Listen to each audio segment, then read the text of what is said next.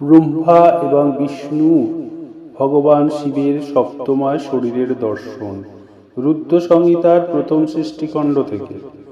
ব্রহ্মা বললেন, মুনিশ্রেষ্ঠ নারদ, এইভাবে আমরা দুই দেবতা গর্বরহিত হয়ে নিরন্তর প্রণাম করতে লাগলাম। আমাদের দুজনের মনে একটি আকাঙ্ক্ষায় ছিল যে এই জ্যোতির্লিঙ্গের রূপে পরমেশ্বর প্রত্যক্ষ দর্শন দান করুন। ভগবান শঙ্কর দিনের প্রতিপালক, অহংকারী, গর্বচূর্ণকারী এবং সকলের অবিনাশী প্রভু। তিনি আমাদের প্রতি কৃপা করলেন। তখনই ওই স্থানে সুরশ্রেষ্ঠদের দ্বারা ওম ওম সপ্তরূপ নাদ ধ্বনিত হয়, যা স্পষ্টভাবে শোনা যাচ্ছিল। ক্রমে সেই নাদ স্বরে অভিব্যক্ত হয়। জোরে ভেসে আসা সেই শব্দের বিষয় এটি কি, এরূপ ভাবতে ভাবতে সমস্ত দেবতাদের আরাধ্য দেবতা ভগবান বিষ্ণু আমার সঙ্গে সন্তুষ্ট চিত্রে উঠে দাঁড়ালেন। তিনি সর্বত্রভাবে বৈরভাবশূন্য ছিলেন। তিনি লিঙ্গের দক্ষিণ ভাগে সনাতন আদিবর্ণ অকারের দর্শন করেন, উত্তর ভাগে উকার, মধ্যভাগে মকার এবং শেষে তিনি ওম এই নাদের সাক্ষাৎ দর্শন এবং অনুভব করেন। দক্ষিণ ভাগে প্রকটিত আদিবর্ণ অকারকে সূর্যমণ্ডলের মতো তেজময় দেখে তিনি যখন উত্তর ভাগে দৃষ্টিপাত করেন, তখন সেখানে উকার বর্ণ অগ্নির সমান দীপ্তশালী দেখা দেয়। মুনিশ্রেষ্ঠ, এরূপ তিনি মধ্যভাগে মকারকে চন্দ্রমণ্ডলের ন্যায় উজ্জ্বল কান্তিতে প্রকাশমান দেখেন। তারপর যখন তিনি তার উপরে দৃষ্টিপাত করেন, তখন শুদ্ধ স্ফটিক মণির সমান নির্মল প্রভাযুক্ত, তুরিয়া অতীত, অমল, নিষ্কল, নিরুপদ্রব, নিদ্রন্দ্র, অদ্বিতীয়, শূন্যময়, বাহ্য ও আভ্যন্তর ভেদরহিত, বাহ্যন্তর ভেদযুক্ত, জগতের ভিতর ও বাইরে স্বয়ং স্থিত, আদি মধ্য অন্তর্হিত, আনন্দের আদি কারণ এবং সকলের পরমাশ্রয়, সত্য, আনন্দ এবং অমৃত স্বরূপ পরব্রহ্মকে সাক্ষাৎ করলেন। সেই সময় শ্রীহরি ভাবতে থাকেন যে এই অগ্নিস্তম্ভ এখানে কোথা থেকে উৎপন্ন হলো। আমরা দুজন আবার এটি পরীক্ষা করি। আমি এই অনুপম অনল স্তম্ভের নিচে যাব, এই চিন্তা করে শ্রীহরি বেদ এবং শব্দ উভয় আবেশযুক্ত বিশ্ব আত্মা শিবকে চিন্তা করলেন। তখন সেখানে এক ঋষি উপস্থিত হন, যাকে ঋষি সমূহের পরম সার রূপ মানা হতো। সেই ঋষির দ্বারা পরমেশ্বর শ্রীবিষ্ণু জানতে পারলেন যে এই সপ্ত ব্রহ্মময় শরীর সম্পন্ন পরম লিঙ্গরূপে সাক্ষাৎ পরব্রহ্মস্বরূপ মহাদেবী এখানে প্রকটিত হয়েছেন। ইনি চিন্তারহিত অথবা অচিন্ত রুদ্র, যেখানে মন সহ বাক্য তাকে প্রাপ্ত না করেই ফিরে আসে। সেই পরব্রহ্ম পরমাত্মা শিবের বাচক একাক্ষর প্রণবী, এটি তার বাচত্র রূপ।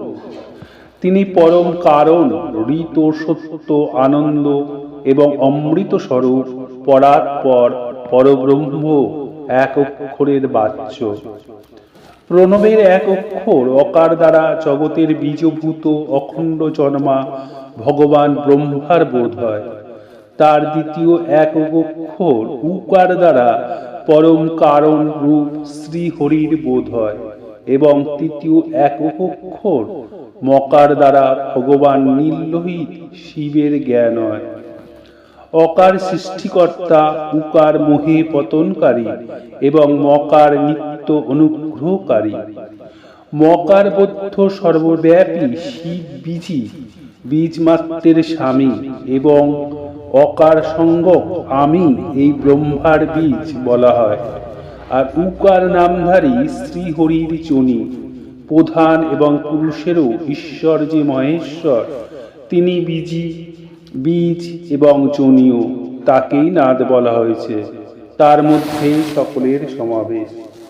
বীজই নিজ ইচ্ছাতেই নিজ বীজকে অনেক রূপে বিভক্ত করে অবস্থিত। এই বীজই ভগবান মহেশ্বরের লিঙ্গ থেকে অকার রূপ বীজ সৃষ্টি হয়েছে, যা উকার রূপ যোনিতে স্থাপিত হয়ে সব দিকে বাড়তে থাকে। সেটি স্বর্ণময় অখণ্ড রূপেই কথিত হওয়ার যোগ্য। তার আর কোনো বিশেষ লক্ষণ দেখা যায়নি। সেই দিব্য অণ্ড বহু বছর জলে অবস্থিত ছিল। 1000 বছর পরে সেই অণ্ড দুটুকরো হয়ে গিয়েছিল। জলে অবস্থিত সেই অণ্ড আজ ব্রহ্মার উৎপত্তি স্থান এবং সাক্ষাৎ মহেশ্বরের আঘাতেই সেটি ফেটে গিয়ে দুটুকরো হয়ে যায়। সেই অবস্থায় তার উপর স্থিত স্বর্ণময় আবরণ অত্যন্ত শোভা পাচ্ছিল। সেটি দুর্লক্ষের রূপে প্রকটিত হয় এবং অন্য যেটি তার নিচস্থ আচরণ, সেইটি 5 লক্ষণযুক্ত এই পৃথিবী। সেই অণ্ড থেকেই চতুর্মুখ ব্রহ্মা উৎপন্ন হন, যার সংজ্ঞা ক, তিনি সমস্ত লোকাদির স্রষ্টা। এইভাবেই ভগবান মহেশ্বরী অ, উ, ম এই ত্রিবিধ রূপে বর্ণিত হয়েছে। এই অভিপ্রায় ওই জ্যোতির্লিঙ্গ স্বরূপ সদাশিব ওম ওম উচ্চারণ করেছিলেন। যজুর্বেদের শ্রেষ্ঠ মন্ত্রগুলিতেও একথা উল্লিখিত আছে। এটি যজুর্বেদের শ্রেষ্ঠ মন্ত্র বলা হয়।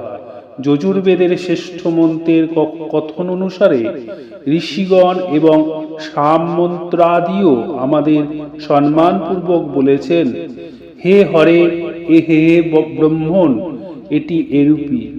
দেবেশ্বর শিবকে এইভাবে জেনে শ্রীহরি শক্তি সম্ভূত মন্ত্র দ্বারা উত্তম এবং মহাভূতায় শোভিত হওয়া মহেশ্বর দেবের স্তব করলেন।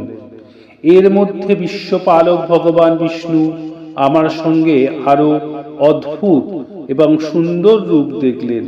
সেই রূপ 5 মুখ এবং 10 হস্ত দ্বারা অলঙ্কৃত ছিল। তার কান্তি কর্পূরের ন্যায় গৌর, নানা প্রকার ছটায় দীপ্তমান এবং বহুবিধ অলঙ্কারে সেটি বিভূষিত। সেই পরম উদার মহাপরাক্রমশালী ও মহাপুরুষের অত্যন্ত উৎকৃষ্ট রূপ দর্শন করে আমি এবং শ্রীহরি উভয় কৃতার্থ হয়ে গিয়েছিলাম। তারপর পরমেশ্বর ভগবান মহেশ প্রসন্ন হয়ে তার দীপ্ত সপ্তময় রূপ ধারণ করে সহাস্যে উঠে দাঁড়ালেন। অকার তার মস্তক, আকার ললাট, ইকার ডান ও দীর্ঘইকার বাম চক্ষু, হর্ষৌকার তার ডান এবং দীর্ঘৌকার বাম কান বলা হয়। রিকার তার ডান কপোল এবং লিকার বাম, আর লি আর লি তার নাকের 2 ছিদ্র। একার সেই সর্বব্যাপী প্রভু, ওপরের ঠোঁট এবং ঐকার অধর। ওকার এবং ঔকার দুটি যথাক্রমে তার উপর ও নিচের দন্তপংক্তি।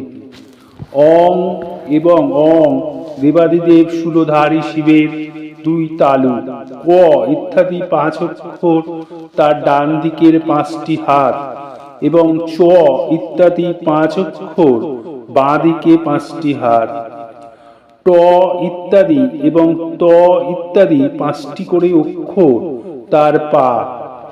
প তার পেট, ফ কারকে তার ডান পার্শ্ব বলা হয়, বকার বাম পার্শ্ব, আর ভকার তার কাঁধ। মকার যোগী মহাদেবের মহাদেব শম্ভুর হৃদয়। আর জ থেকে স পর্যন্ত 7টি অক্ষর সর্বব্যাপী শিবের শব্দময় শরীরের 7টি ধাতু।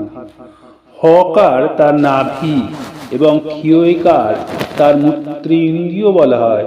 এইভাবে নির্গুণ এবং গুণসম্পন্ন পরমাত্মার শব্দময় রূপকে ভগবতী উমার সঙ্গে দেখে আমি এবং শ্রীহরি উভয় কৃতার্থ হয়ে গিয়েছিলাম। এই রূপ শব্দ ব্রহ্মময় শরীরধারী মহেশ্বর শিবের দর্শন লাভ করে আমার সঙ্গে শ্রীহরি তাকে প্রণাম করলেন এবং পুনরায় উপর দিকে তাকালেন। তখন তার 5 কলাযুক্ত ওঙ্কারজনিত মন্ত্রের সাক্ষাৎকার হয়। তারপর মহাদেবের ওম তত্ত্বমসি এই মহাবাক্য দৃষ্টিগোচর হয়, যা পরম উত্তম মন্ত্ররূপে এবং শুদ্ধ স্ফটিকের ন্যায় নির্মল। অতঃপর সম্পূর্ণ ধর্ম অর্থের ফলদায়ক এবং বুদ্ধিস্বরূপ গায়ত্রী নামক অন্য মহামন্ত্র লক্ষিত হয়, যাতে 24টি অক্ষর এবং যেটি 4 পুরুষত্ব রূপ ফল প্রদানকারী।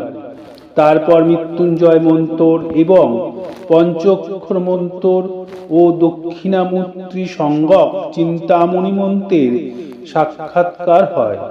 এইভাবে পঞ্চমন্ত্র উপলব্ধি করে শ্রীহরি তার জপ করতে লাগলেন।